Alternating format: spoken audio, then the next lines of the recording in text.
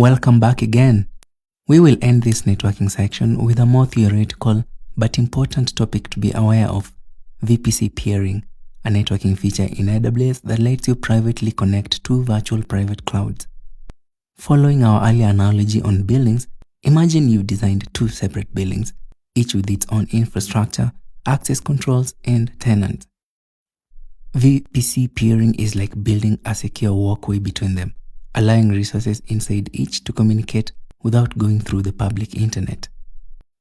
Communication happens over AWS's internal network, and no VPNs or gateways are needed. Peering is one-to-one. If you want multiple VPCs to talk, you need to set up separate connections. The CIDR blocks of the two VPCs must not overlap as well.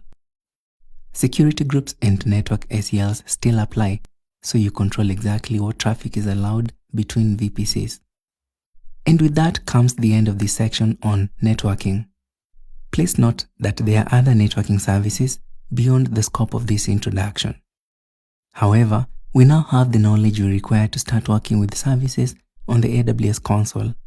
You are now ready to start launching services, and I will not keep you waiting any longer. In the next section, we will learn about and launch some storage services. Thanks for watching, and see you in the next lesson.